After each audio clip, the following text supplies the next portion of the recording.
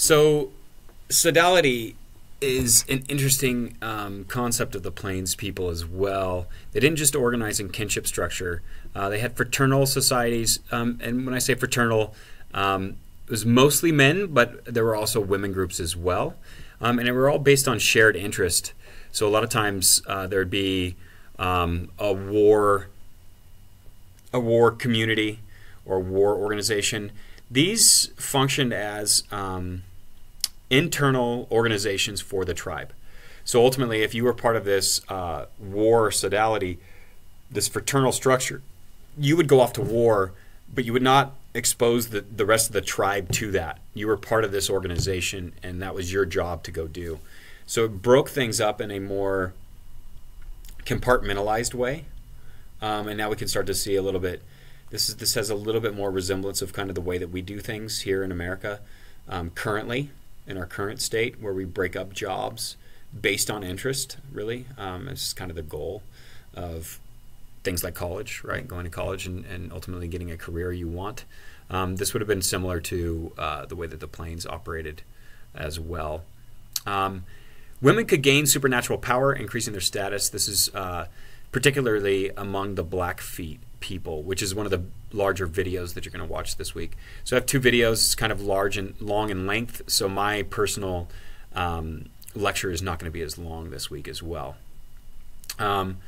Contraries, this is a fascinating piece of the Plains natives. They're men who basically, if they said yes, it really meant no. They lived apart, they lived alone, they never married, they did things the opposite. They would not go to war when other people went to war, they would do it at different times. And the only way that they could come back into the tribe is if they had somebody from the tribe go take their place. What's fascinating about this is when we talk about binary opposites or binary opposition, this seems to be like a literal societal placement of that binary, which is we have these yes-no structures, and you are literally going to represent kind of the opposite of the way that we're all doing things, which is really, it's really fascinating, I think, socially, to recognize these binaries in a symbolic way and put that on an individual in terms of their identity and how they live is a fascinating piece here, and the Plains natives use this to probably work out kind of these binary issues. Warfare on the horse. So again, the horse is introduced in the 1690s from the Spanish in the Southwest. Prior to that, everything was done on foot. We'll talk about the importance of the dog and some of those kind of their technology around how they moved things prior to that. They still hunted buffalo, but they hunted on foot. And so it would have been much different. They probably did more herding and herding buffalo off cliffs by foot, by using fire, those kinds of things. Much more creative. Remember, the horse adds a lot more individualistic kind of aspects to the hunt. Your book talks about it revolutionizing plain culture. It absolutely does. War, there's evidence of war prior to the horse, but there's a lot more evidence of war after the horse.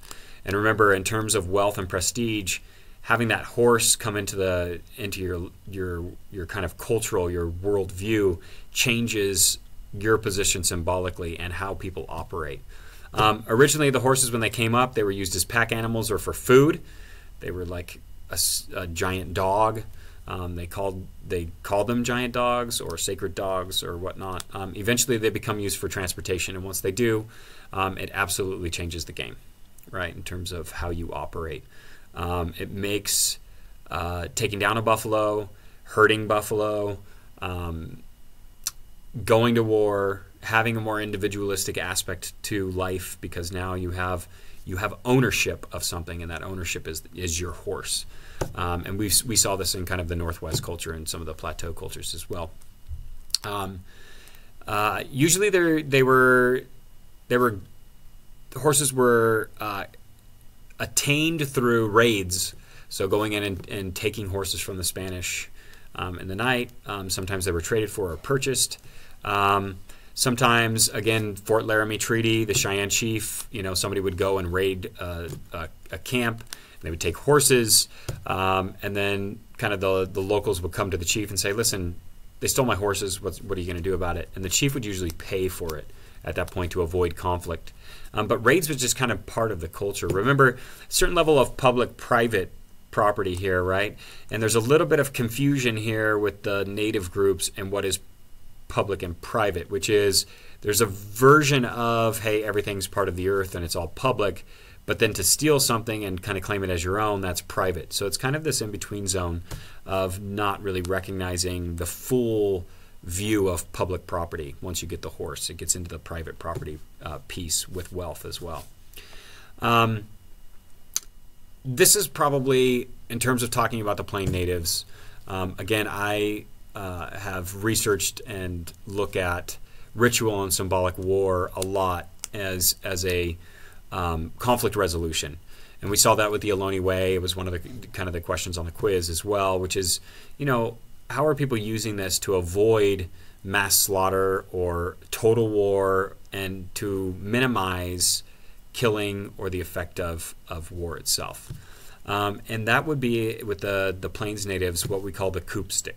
Okay, and the coop sticks, the goal was literally, and this is a picture of one, to touch your enemy with the coop stick.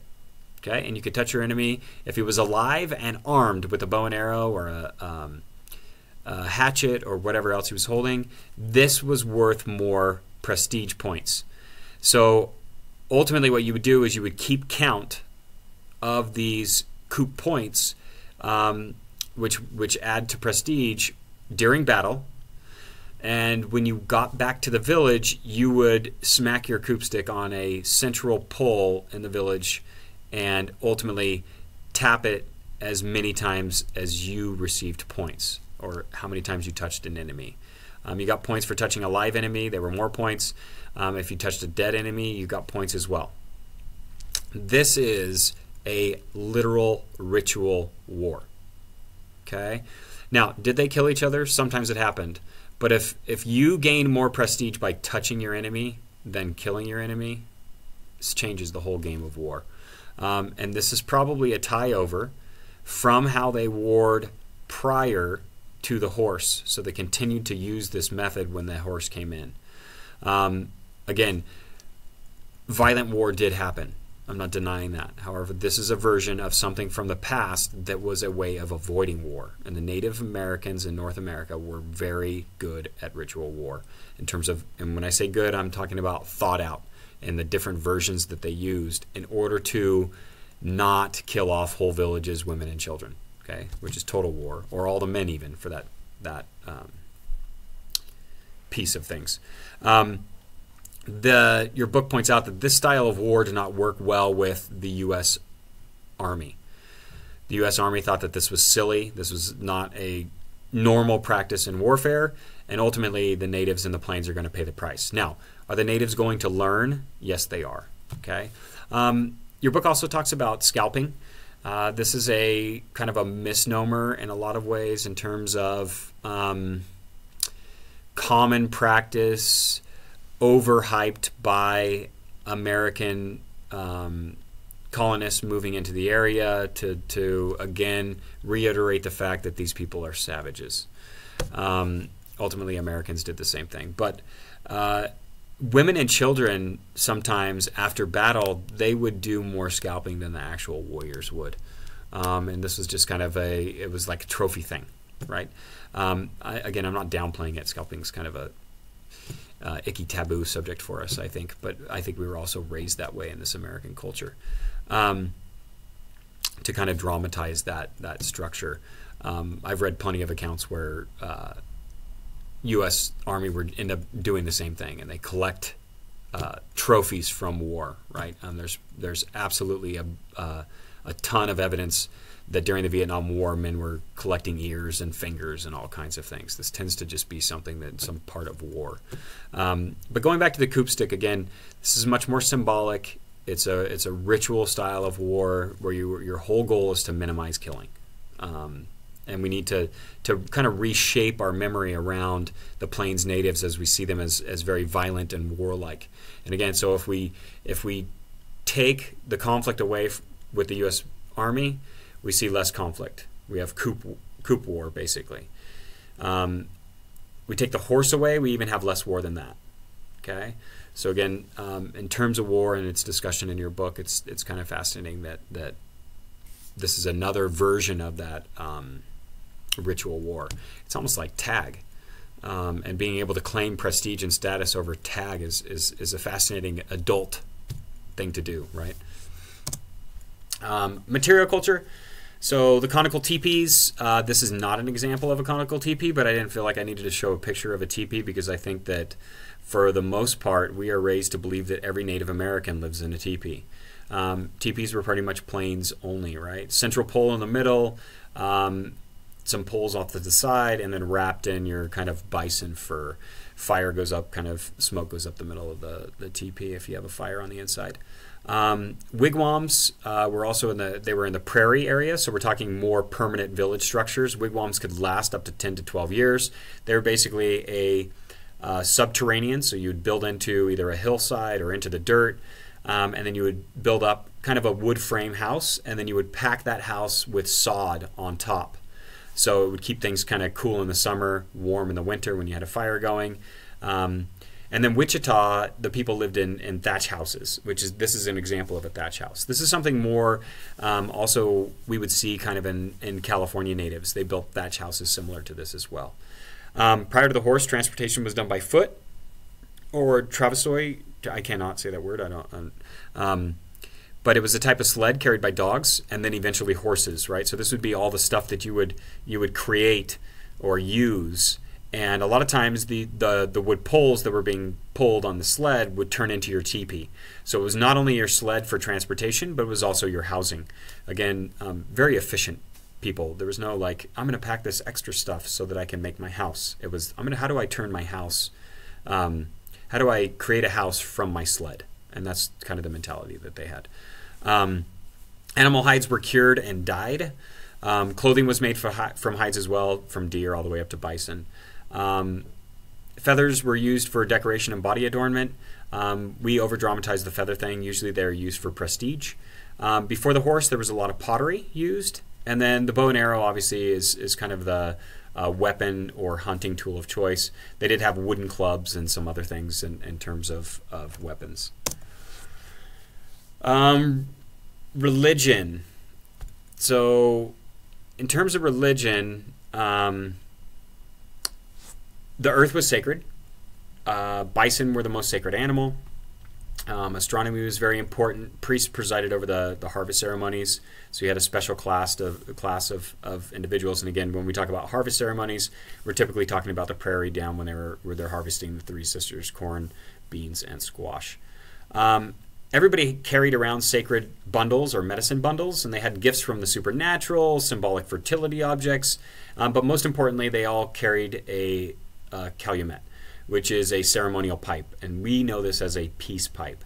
And ultimately, the peace pipe is super, super important to these people, and tobacco was smoked, but it was all about sharing tobacco. It was not about individualistic smoking. It was more about a communal kind of treaty and reinforcing kinship structure. This is what, and when the peace pipe was present, or the calumet was present, and then no war could happen and no violence could happen.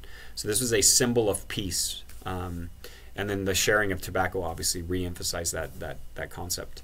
Vision quests were very common among men. Men were isolated without food or water, and ultimately sleep deprived. This led to visions, or being visited by spirits.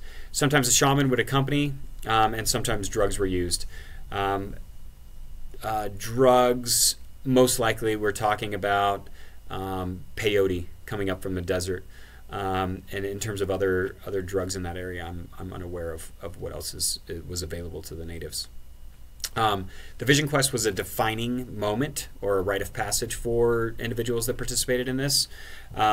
Literally, this was kind of one of the most important things that a man could go through to become a man, but also in terms of how they identified, in terms of the spiritual connection that they now have to one, the tribe and their place in that tribe, and the supernatural itself. So very important piece is the Vision Quest.